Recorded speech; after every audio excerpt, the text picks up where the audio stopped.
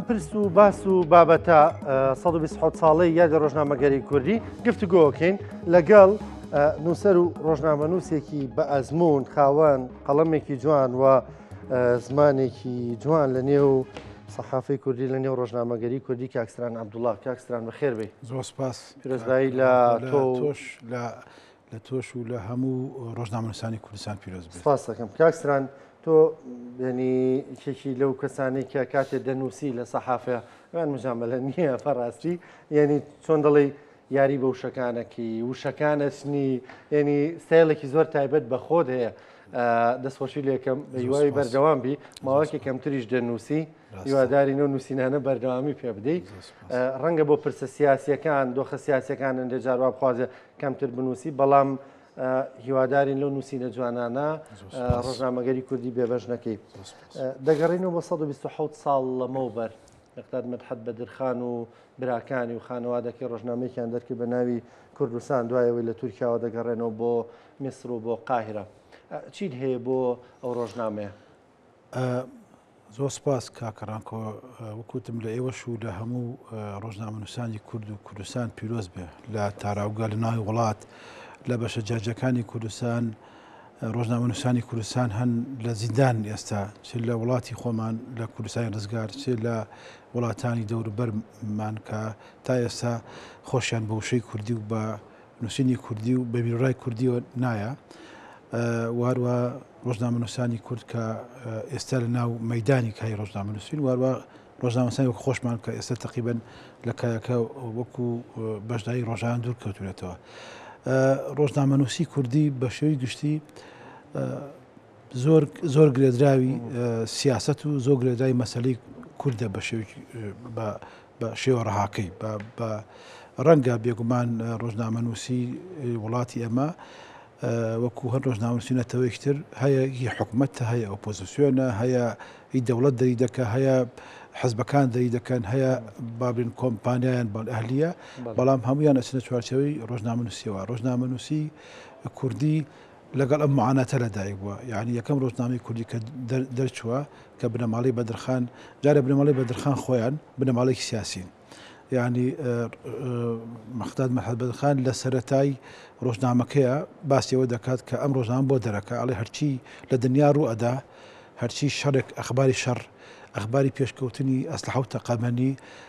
شەڕی نێوان وڵاتان، ئاشتی نێوان وڵاتانەیە قنج باسی دەکەم، باسی خوێندەواری دەکەم، باسی و لەگەڵ یەکەم ڕۆژنامەیە بۆی بڵاوی کاتەوە تەمەن لە قاهرە دەری کردووە نووسراوێک ئەنووسێ، ینی نامێکی ناردووە بە زمانی فەڕەنسی بۆ ئەو خەڵکانی کە ڕۆژنامەکەی بۆ دەنێرێ، ئەڵێ گەورم من فلانی کوردی فلانم، ئەم ڕۆژنامەیە دەرەکەم ئێستا، ئەم ڕۆژنامەکەمان ناوی کوردستانە و بەبەسمە کە زمانی کوردی زمانی ئەو کاتە 6 ملیۆن کەسە و یەکەم جارە ئەم ڕۆژنامە بەم زمانە بەم بۆ ئەم نەتەوە بڵاو دەبێتەوە و ئاڵێ من خۆم نەوەی بەدرخانەکانم بەدرخان پاشام کە باپیرانم باوکم و کەسوکارەکەم سوڵتان عەبدولحەمید سوڵتانی عوسمانی دووریان خستوەتەوە لە وڵاتی خۆمان، ئێمەی مەحروم کردووە لە وڵات و ژیانی خۆمان و بەو شێوە باسی دەکات لەم ڕۆژنامەیە دەرەکەم بۆ ئەم بینانەی خوارەوە. جەنای مام جەلال لە یادێکی ڕۆژنامەگەری کوردیە باسیەوە دەکات لە ڕۆژنامەی کوردستان زاراوێکی سیاسیە بۆ مەسەلەیەکی سیاسی و کە ئەویش خاکی کوردستانە و ئەم ڕۆژنامەیە کە بۆ ئەرکێکی سیاسی دروست بووە. ڕاستە ئەم ڕۆژنامەیە وەکو هەر ڕۆژنامێکتر لە دنیاە کە دەرەچێ ئەرکی پێشەموو شتێک ئەرکی گەیاندنی هەواڵە، ئەرکی گەیاندنی زانیاریە، وەکو ئێستا کە لە ئایپاتێکەوە بۆ فەیسبوک بۆ سۆشیال میدیا بۆ هەموو بوارەکانی بۆ کەناڵە پێشکەوتەکانی دنیا لە کورساتەوە بگرە بۆ CNN بۆ هەمووی هەواڵ ئەگەێنن، پێش هەموو شتێک هەواڵ ئەگەێنن، دوایی زانیاری وردەکاری هەواڵەکان و لەگەڵی شێڕەئی. بەڵام ڕۆژنامەی کوردی لە پێشە وەکو پەیامێک وەکو مەسیجێکی سیاسی گەیشتووە. ڕۆژنامەی کوردستانیش کە خۆی یەکەم جار دەرچووە هەموو ئەم ڕەگەزانی تێدایە، هەم هەواڵی تێدایە و هەم ڕاستی ناساندنی نەتەوەی کوردشی تێدایە و لەگەڵیش بێگومان بەشێکی باشی تەرخانە بۆ ئەدەب بۆ ناساندنی شێعری کوردی و بۆ ئیدی کوردی. ئەگەر نەچینە سەرەوەی کە بڵێن یەکەم کتێبی کوردی کەی بڵاو بۆتەوە لە چی وڵاتێک لە چی جێگایەک ئەوە توانم لە ڕۆژنامەی کوردستان ڕەنگە یەکەم نووسراوی کوردیش بێ بەڕسمی کە ئەلفابێتای تیا بەکارهاتوە و خراو سەر کاغەز و بڵاو بۆتەوە لەبەرەوە بەم شێوەیە ڕۆژنامەی یەکەم یان مێژووی ڕۆژنامەگەری کوردی بە زۆر لە زۆرەکان بەندە بە مێژووی نووسینی کوردی ڕبتە بە مێژووی ئەدەبیاتی کوردی و کەلتوری کوردیش جگە لە ئەرکە سیاسەکەی کە ئەم ڕۆژنامەیە لە قاهرە دەرەچێت لە منفا دەرەچێت قاهرە ئەو کاتە وڵاتێک بۆ بەدەست خدێویەکانی مەسرەوە بووە بەش جۆرێک لە کۆنفیدرالی هەبوو لەگەڵ دەوڵەتی عوسمانی بەشێک بۆ بەشێکی نەوە لە دەوڵەتی عوسمانی وەکو جۆر لەبەری ئینگلیزەکان و فەڕەنسیەکان حکمی ئەو وڵاتیان کردووە ینی خۆی بەشێک بۆ لە دەوڵەتی عوسمانی بەڵام وەکو سوڵتەیەکی کۆنفیدرالی وا بوو لەبەر هەر کەسێک معارضی سوڵتەی عوسمانی بووە لە ئەستەمبول چوە لە قاهرە دانیشتووە بە ڕۆژنامەی کوردستانی شەو کە لەوێ چاپ بووە دراسات زۆرە کاک لەسەر ڕۆژنامەی کوردستان یعنی هەیە ئەڵێن ئایا ڕۆژنامەی کوردستان ڕۆژنامەی سربەخۆیە ئێستا دێ دراسات ئەڵێن ڕۆژنامەی کوردستان بەشێکە لە بەرنامەی یعنی بەشێک بووە لە ماکینەی ئیعلامی حزبی ئیتیحاد و تەرەقی کە ئەو کاتە حزبێکی نێونەتەوەی کۆنفیدرالی بوو هەموو نەتەوەکانی عوسمانی بووە دوای تورکەکان دەستیان بەسەراگرتووە و دوو لە مؤسسەکانی ئەم ئینە عەبدوڵڵا جەودەت و ئیسحاق سکۆتی کە دامەزێنەری ئیتیحاد و تەرەقین لەگەڵی شاماڵی بەدرخانەکانیش کە لەگەڵ داخلیان جوهودە عوسمانیە بوونەوەتە ئۆپۆزیسیۆنی عوسمانی بوونە ڕۆژنامەی کوردستان بە زۆر لە جۆرەکان ئەتوانین بڵێن ڕۆژنامەیەکی سربەخۆیە چونکە ناوی کەسی لەسەر نییە ناوی حزبەکەی لەسەر نییە بەڵام لە هەمان کاتە بە گوێرە و دراستانە بێ کەواتە ڕۆژنامەیەکی حزبیە بۆیە ئەم مێژوە زۆر گرنگە تۆ ناتوانین ڕۆژنامەگەری کوردی لە مێژووی حزبی سیاسی کوردی دوور خەیتەوە ناتوانین ڕۆژنامەگەری کوردی لە مێژووی ئەرکی نەتەوەی خۆی دوور خەیتەوە و هەروە ناتوانین لە مێژووی ڕاوتی ڕۆژنامەگەری دنیاش دووری خەیتەوە چونکە ئەوش هەواڵی تەیە ئەوش زانایەتی تەیە بۆیە پێکەوە ئەم 127 ساڵەی کە بریتە لە ڕۆژنامەگەری کوردی لە یەکەم ڕۆژنامەی کوردی ئەم گشتڕەنگیە پێکەوە هاتووە شتێکی کەشمان پێڵەوەی کاڵێ ڕێگەکانی خەبات نووسینە حزبی سیاسیەکاری ئەنی چاپکردن و بڵاوکردنەوەی ڕۆژنامەی کوردستانی ژەگەرچی وەکو تۆوتت بەڵگە دۆکۆمنتەکانی ئەم دوای سلمێنن کە ینی جۆرێک لە جۆرەکان ڕۆژنامەیەکە گەرچی حزبیشە بەڵام هیچی بەشێک بۆ لە مەشروعی سیاسی بەشێک بۆ لە پرۆژەیەکی سیاسی بەڵام دیسانەوە ڕێگەیەکی تری خەبات بۆ کورد بۆ کوردستان هەر بۆ خۆی خودی ناوەکەی ئەوە دەسەلمێنێ باشە یاکسران منجی سەرنجە ینی بۆ لە قاهرە ڕەنگە ئێستا بینێرانیش بڵێن بۆ لە قاهرە ینی 50-60 ساڵ دواترێژ دیسانەوە ڕادیۆیەکی کوردی لە قاهرە دروستە بێ ئەوش دیسان و نیگەرانی لای تورکەکان دروستە کە چیرۆکێکی هەیە خۆی تەبانەمە ڕەنگە ڕەبنێ بە خزمانی مەسرەوە بەقەدرەوەی ڕبتە بەو نظامە سیاسی کە لە مەسر حاکم بۆ وەکو باسم کرد ئەو کاتەی بڵێن کە ڕۆژنامەی کوردستان دەرچوو 1998 ئەو کاتە قاهرە شوێنی ئازادی خوازانی ناوچەکە بووە هەر کەسێک لە سوڵتەی عوسمانی ڕای کردووە یا چۆتە ئەوروپا کە پاریس و کە ئەڵمانیا یاخود وەکو مەحەتەی یەکەم جارێک چۆتە مەسر کە ئەو کاتە لەژێر هەژمونی سوڵتەی ئینگلیزەکانە بووە و خدێویەکانی مەسر حکمیان کردووەتە بەڵام لە ڕووی ینی خدێویەکانی مەسر ئەو کەسێک حاکمی مەلیکی مەسر بووە خدێوی مەسر بووە این بووە یانی بڵێن ڕەزامەندی دەست بەکاربوونی لە بابی عالی وەرگرتووە بەڵام بابی عالیش نەیتوانێت کۆنتڕۆلی بکە لەبەرەوە نیمچەوەکو بڵێ دوورگەیەکی سربەخۆ بووە دوورگەیەکی بەشێکە لە دەوڵەتی عوسمانی بەشێکە لە سوڵتەی احتیلالی بەریتانی بەڵام وەکو نظامی سیاسیش بەشێکە لە نظامێکی تقریبە سربەخۆ بووە هەر کەسێک ئۆپۆزیسیۆن بووە مەسەلەن بۆنە ئەفغانیش جەمالەدین ئەفغانیش لەوێ بووە یعنی هەر کەسێک کە شوێنی لەق بوو بێت لە سوڵتەی عوسمانی چووەتە بڵێن چووەتە قاهرە یعنی چۆن مەسەن بڵێن وەختێک فترەی لە فتراتکان بۆ نمونە بەیروت بۆتە شوێنی ئازاد بۆ ڕۆژنامەگەری لە دنیا عەرەبیە چۆن ئێستا هەر کەسێک هیچ عیب نییە ئێستا هەر کەسێک لە کوردستان کە تووشی ڕوبەڕووبوونەوەی گێچەڵی سیاسی و ئیداری و ڕۆژنامەوەی دەبێتەوە دێتە سلێمانی تقریبا سلێمانی شوێنێکی یعنی بڵێن ئازادە بۆ ڕۆژنامەگەری لە هەولێر لە بادنا زۆر کەس لە وڵات بەشەکانی تری کوردستانیش خەڵک دێتە ئێرە لەبەر ئەو کاتە قاهرە ئەم دەورەی جێراوە بنەماڵی بەدرخانش کە چۆنتە قاهرە ئەم ڕۆژنامەیان لێوێ دەرکردووە و چەند عەدەدێک لێو بۆ دوایەوەی تر گواستراوەتەوە بۆ فترێک لە ئەڵمانیا چکە کوردستانی ڕۆژنامەی کوردستانیش چەند دەورەیەکی هەیە دەورەیەکی هەیە بالمناسبە لە ئەستەمبول دوای ینی بڵێن ئەستەمبول ئەوروپا و دوای دەوری سێم شێ لە ئەستەمبول کە دەوڵەتی ینی دەوڵەتی ئیتیحادیەکان دێتە سەر حکوم واتە سوڵتانی عوسمانی سوڵتەی تۆزێک لاوازە بێ دەورێک لە ڕۆژنامەی کوردستان لە هین دەرەچێ لە ئەستەمبول و ئێستا داسات هەیە ئەڵێن ڕۆژنامەی کوردستان فتەی لە فتاتەکانیش لە خوودی دیاربەکریش دەرچووە ینی قەدەغەی بە کوردی دەرچوونی ڕۆژنامەی کوردستان هەم لەبەر ناوەڕۆکەکەیەتی هەم لەبەر ئەو بنەماڵی کە دەری کردووە و هەم لەبەری بە زمانی کوردیشە لەبەرەوە ئەم زمانە ڕاستە لە دەوڵەتی عوسمانی زمانی کوردی قەدەغەنە بەڵام زمانی زمانەکانی دیکەی جگە لە زمانی تورکی کە زمانی ڕسمی دەوڵەتە جگە لە زمانی عەرەبی کە زمانی قورئانە بڵێ زمانی دینە زمانەکانی دیکە محەبەب نەبوونە بە کەمینەکانی وەکو ئەرمەن وەکو ئاشووری لە حکمەوەی بڵێن بەغوی زەختی ئەوروپیەکان لەسەر دەوڵەتی عوسمانی توانیان ڕۆژنامە دەرکەن بەڵام ڕۆژنامەی نەتەوە بندەستەکانی وەکو کە کوردن وەکو مسلمانن زۆر بە زەحمەت بووە بۆی ئەو ڕۆژنامەیە لە بەرەم هۆکارانەوە پێکەوە هەمووی لە قاهرە دەرچووە لەبەر قاچاقبوونی بنەماڵی بەدرخان لەبەر قاچاقبوونی ناوەڕۆکەکەی خۆی و هەروە لەبەر ڕەنگە بڵێم لەبەر ناپەسەندی زمانی کوردی لەو مەرحەلەیە کە دەوڵەتی عوسمانی هەوڵێ داوە چکە ئەو کاتەی سەڵتانی عوسمانیشی لەسەر چیەکریشی لەسەر بە دەکرد ینی یەک يعني إن بيت يك دولة دروسكا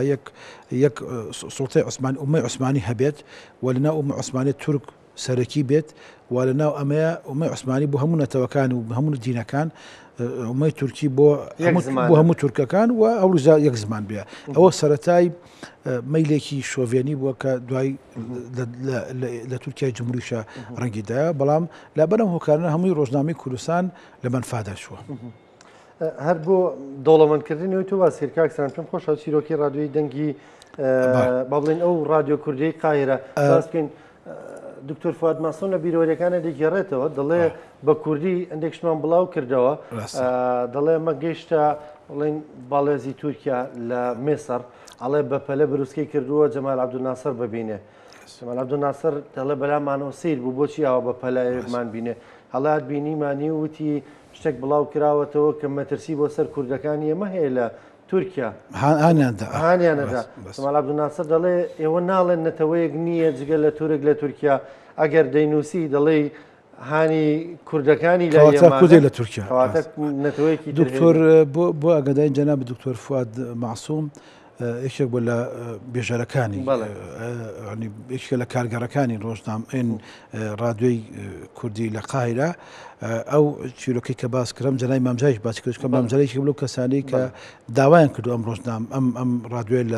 لە قاهرە دەرچێ و حتا چەند بڵێن کوردی حتا کوردی سووریاش بەشێک بوون لەو ڕادیۆیشیان کردووە و تەمان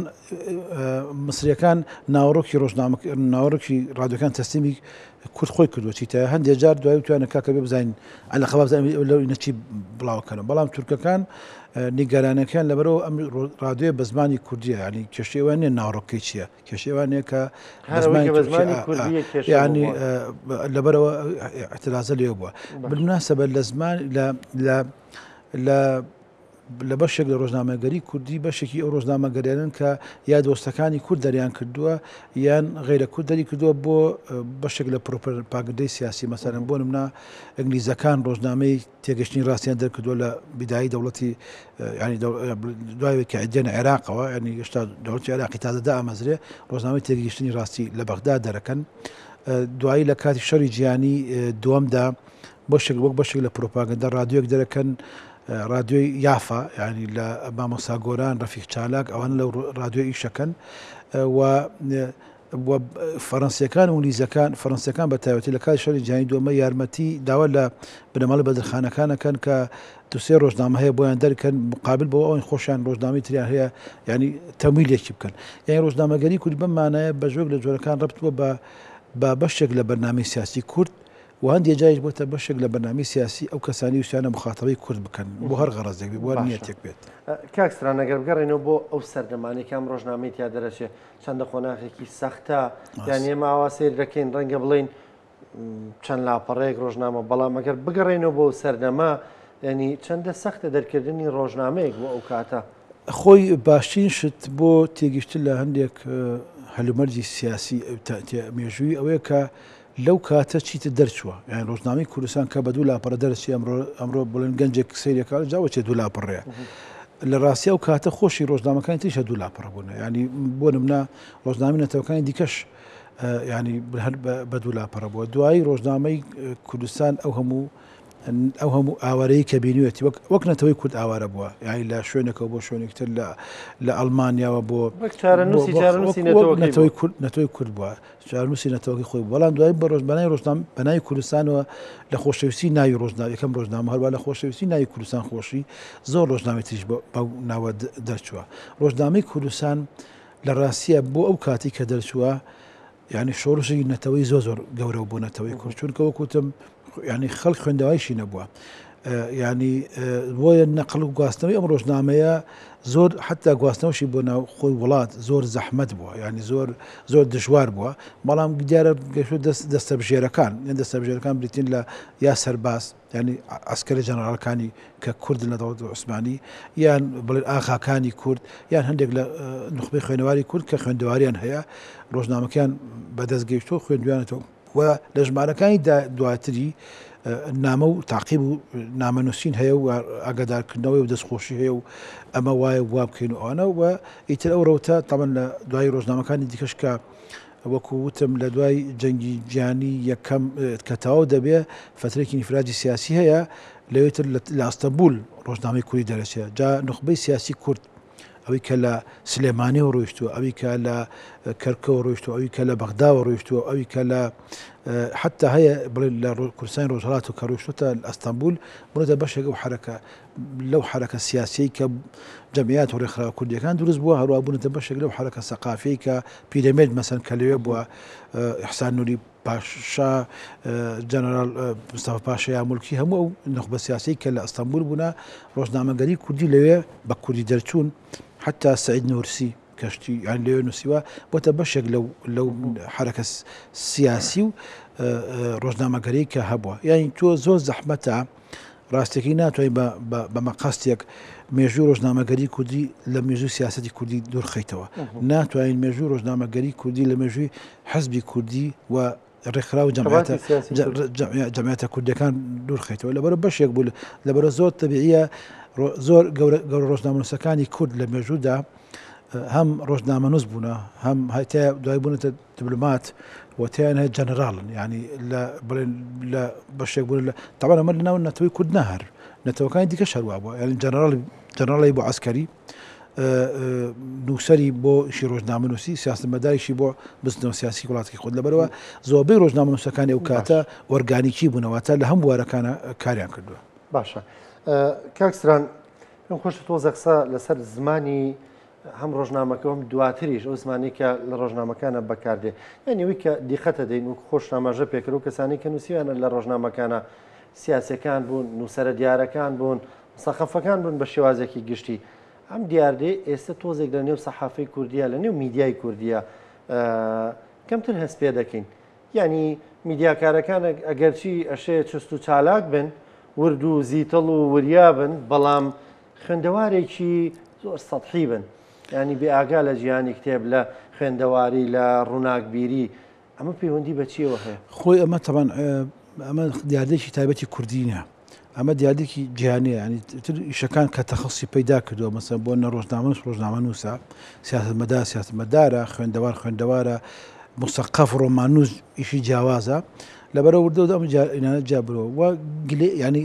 شیش سەرە گرنگ لە ئین و ڕۆژنامەنووسێتەوە ئەو کەسە ڕۆژنامەنووس بێ ینی کە با بڵێن واتە حستی ڕۆژنامەگەری بێ و هەواڵی ڕۆژنامەنووسی و ئەمانە پەیدا بکە بەڵام دوای خۆ ئەگەر ئەمانەش هەبێ و خەسەتەکانی دیکەشی هەبێ کە بڵێن جوان نووسین بێ باش نووسین بێ زمانەکەی کە پێ نووسی حەقی خۆی بدێتە ئێسێمەکە مەسەن بۆ لە ڕۆژنامەگەری کوردی قساکەن بۆ ڕۆژنامەگەری فەڕەنسیش هەروایە ناخۆشە بە زمانی ناشرین بنووسی بۆ بە فەڕەنسیی ناشری بنووسی بەڵام ئەمە لەبەر ئەو ئیشکالەتەنی کە زمانی کوردی هەیەی تا ئێسا ئەمەرکە ناتوانێت تەنێ بخێتە ئەستۆی ڕۆژنامەنووسانی کورد یعنی تۆ بۆ نمونە زۆرتە بێ عەرەبێک کە دەنووسێ بە کۆمپیوتەر نووسینەکانی خۆی دەنووسێت خۆی سەر کۆمپیوتەرەکە خۆی زمانەکەی ڕاست دەکاتەوە هەڵەکەی ڕاست دەکاتەوە بەڵام زمانی کوردی ئەمەی تێدا نییە ڕاستی کاتەوە جا بە لاتینی بنووسی بە کوردی کرمانجی لاتینی بنووسی یان بە سۆرانی و حرفی عەرەبی بنووسی لەبەرەوە ئەمە اشتیادەکە سەر ڕۆژنامەنووسە خۆی کە چۆن ڕاستی کاتەوە اینجا لە بەندیش یاخود باڵێن تەخەسوسات ئەگەر ئەمڕۆ ڕۆژنامەنووسی کورد نابێ مەسەن ئەگەر حەستی ڕۆژنامەنووسی هەبێ ستافی تەحریری ڕۆژنامەکە یان گۆڤارەکە یان بەڵێن تەلەڤیزۆنەکە وەزیفەیان ئەم مەطبەخە ڕێکخەنەوە یعنی ئەگەر نا بەڵام نابێ و بەرهەمەی کە تۆ تەقدیمی بینەریەکەی یا تەقدیمی خوێنەریەکەی یان تەقدیمی گوێگریەکەی ئەمە بڵێن بیستن دیتن و خوێندنەوە نابێ ینی بابەتی کرشکاڵی دێتێت نە لە ڕووی زمان نە لە ڕووی ئێستا ئەم شاشەی ئێوە گەر تۆنەکەی باش نەبێ ینی کەم کوڕێکە بێت چارەسەر بکرێت بێگومان ئەگەر ئەم زمانی ئێمەش قسەی پێ دەکەن هەواڵەکەی پێ دەخوێنیتەوە جوان نەبێەوە کەم کوڕێک بە چارەسەری بکەیت بە ئێستا ڕۆژنامەنووسی کوردی فراوان بووە و بەداخەوەش لەبەرەوەی وەزیفەی ڕۆژنامەنووسی وەزیفەیە کە ڕەبت نییە بە تەنیا بڵێن بۆ نەدەرچووی کۆلیژێک بیت وەکو مەسەن بۆ نەتۆ ناتوانین دکتۆر بیت ئەگەر طب نەخوێنی وانە ئەتوانی ببیتە ممەڕز یان ببیتە بڵێن پەریستار ببیتە کارمەندی تەندروستی بەڵام نابێتە دکتۆر بەس بەداخەوە ڕۆژنامەنووسی لەبەرەوەی ئەو شەهادەیە نییە لەبەرە زۆر کەس وازانی شێکی زۆر ئاسانە ئەمە تاوان وانە زۆر ئاسان نیە زۆر شێکی زۆر زەحمەتە لەبەرەوە ئەو هەڵە و دیاردان لەوە سەرچاوەگرێت بەڵام لە ڕاستەکەی هەموو ئەم شتان نابێت بخێن ئەستۆی ڕۆژنامەنووسەکان خۆیان بەشێک لە گەشەی زمانی کوردیش ئەمە ئیشکالێک هەیە مەسەن لەمە لە زمانی کوردی تا ئێستا زمانێکی یەکگرتومان نییە ئەم ئەرکە ئەم مشکلەیە ڕۆژنامەنووسان نییە بە قەدەرەوەی بڵێ بۆ مشکلی ئەکادیمای کوردیە مشکلەی فەرەنگی کوردی زۆرم ڕخنەی لە میدیاکانی ژەگیرە دەڵێن هەریەکە و وشەیەک بەکارێنێ دەستەواژەی تازە نێناوەتە نێوکای ڕۆژنامەگەریەوە ئەمە ئەرکی ناوەندە ئەکادیمیەکانی تایبەت بە کادیمای کوردی بە شێوازێکی گشتی ئەوان لەسرم دەستەواژانە ڕێککەون ئەگەر ڕێککەون ڕۆژنامەنووسیش ناچارە پێ پابند بێ کە ڕێک نەکەون یا ئەوەی هەر کەسە بۆ خۆی دەینووسێ یا ئەوەیە هەندێک جار هەشبوونی ڕۆژنامەنووسی باش یا بەتوانە دەتوانێت هەندێک جار ینی ئەدگاری خۆی فەرزکە یا حت چۆن لە نووسینە مەسەن بۆ ناکە هەژاری موکرانی چۆن دەنووسێ ئەبێتە مەدرسەیەک چۆن شکر مستەفا وەردەجارێ بێتە مەدرسەیەک عەبدوڵای حەسەن زادا بێتە مەدرسەیەک مەسەرەن گۆران ئەبێتە مەدرسەیەک مامۆستا کەمال مەزار ئەحمەد ئەبێتە مەدرسەیەک لە کیتابە مام جەلال دەبێتە مەدرسەیەک کاک نەوشیروان لە نووسینە دەبێتە مەدرسەیەک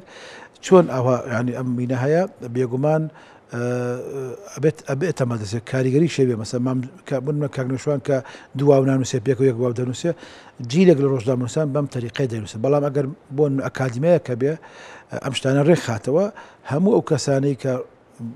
لە زمان دەنووسن هەموو کەسانی کە لە ڕۆژنامەگەریکەن پێش هەموو شتێک پێشەنگەکان خۆیان احترامی ئەو شێوە ئەگرن و پێ پابەند دەبن. کاکستان کەمێک باس لە ئەو زمانی ئێستا بکەین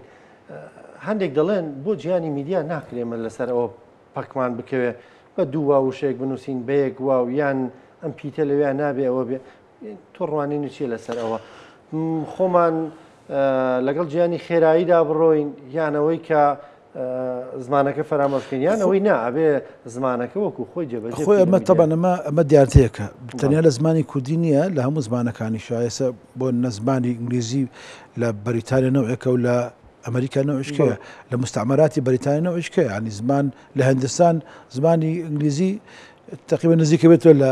ئەبێتە زمانی تایبەتی هەندیەکان خۆیان لە متەرجمێکی ئینگلیزی گرتووە لەگەڵ خۆیان کە ئینگلیزیەکەی بۆکەنەوە بە ئینگلیزی بەڵام هینەکە چییە ئەوەکەی با بڵێن دیار دەکە بۆی لە زمانی کوردی ناخۆشە چووکە مەسەلەی کوردی هێشتا لە چارەسەریایە يعني دائما مشتعل لنا لا يمد شيء سیاسی هەیە دیدێکی مەترسینەتەوەی هەیە بەس خۆی ئەم کێشانە بەچی چارەسەر بکاکن لە ڕاستیە بەوە وەکوتم مؤسسات ئەکادمیەکانی ئێمە ئەگەر هەمان بێ و هەروە ئەو دامەزراوانەی کە ئەمیشانە دەکەن ئەم کێشانە بۆی مەحالەکەن وەکوتم کە تۆ دەنووسی بۆ نمونە ئێستا بە زمانی کوردی کەس نیە بۆ ڕاستکاتەوە کۆمپیوتەر ڕاستە بەڵام بە زمانی عەربی ڕەنگە بە زمانی فارسیش وە بە زمانی تورکیش وە بێ یەکسەر کۆمپیوتەرەکە ڕاست دەکاتەوە لە ئەم وشێت بەغەڵەت بەکارێنەوە چاچکەر ئەمە یەکێکە لە هینەکان دەزانی کە ئێستا هەتا ئێستا کاکە ڕانکۆ بۆ نمونە ئێمە ئاژانسێکی هەواڵی نییە بە کوردی کە تۆ ڕۆژنامەیەک دەرەکەی 20 لاپەڕە یان سایتێکەوەی بەڕێوە 20 لاپەڕ یان تەلەڤیزیۆنێکی وەکو 24 ساعتی وەکو کورسادەوەی بەڕێوە ئەگەر ئاژانسێکی هەواڵی هەبێ بە زمانی کوردی تۆ لە سا ئیشەکانی خۆت لە سا 50 ئیشەکانی کورساد ئاسانە بێت چونکە تۆ یەکسەر هەواڵەکان لە ئاژانسەکە وەردەگری دای دەنی ڕەنگە تۆزێک تفتیفێ بدەی بیکەیتە هینێک بۆ بەرەوەکان وای لێ بکەیت زمانی کورساتی بەسەرزاکەی بەڵام لە سا 50 ئیشەکان لە کۆرتۆ بێت واکی کورسات تەڤڕکا بە ئیشەکان بۆ ئیشەکانی دیکەی بەڵام کە ئەمە لە زمانی کوردی نێبێت کەناڵەکە خۆی دانیشتی خۆی زمان داڕێژێ خۆی ڕێشی خاتەوە خۆی هەڵەت چاکاتەوە لەبەر ئەم بەشێک لەم ئەرکانە ڕاستیەکەی ئەرکی هین نییە ئەرکی ڕۆژنامەنووسەکان نییە بە ناچاری بۆت هەروە ئەرکی مؤسساتەکانیش نییە بەڵام ناچاری تۆ بێ ئەمەرکە جێبەجێ بکەیت باشە کاکسران چی بۆ گەنجانە دەڵێ کە ئێستا لە میدیاکاندا کار دەکەن هەڵبەتە کە دەڵێن بۆ گەنجانە بۆ مانایە تۆ لە جیلێکی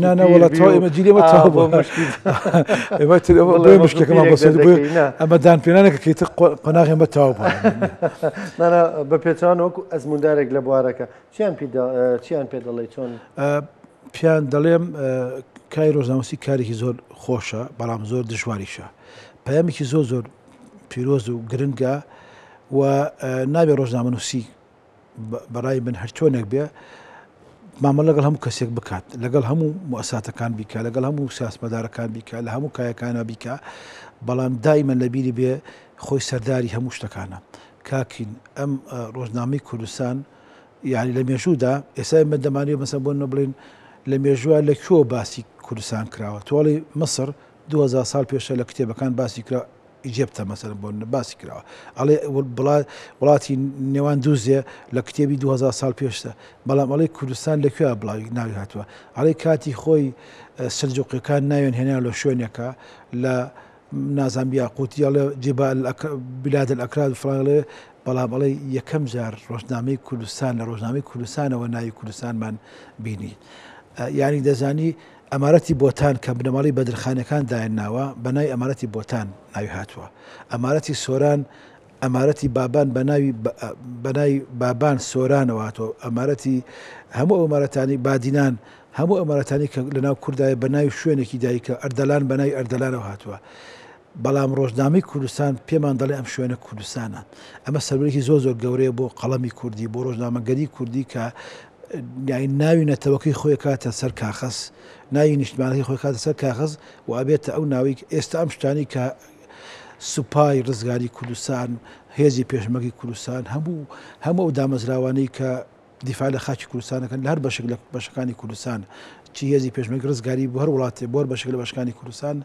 ئەساسی ئەمە لە ڕۆژنامەی کوردستانەوە هاتووە کە ینی بە قەڵەم نووسراوە کە ئەمە خاکی کوردستان ڕۆژنامەی کوردستان کاکین لە یەکەم ژمارەیە لە دوو ژمارە سێ چوارە لە ژمارەکان یەکەمیە کۆمەڵێک بەشێک لە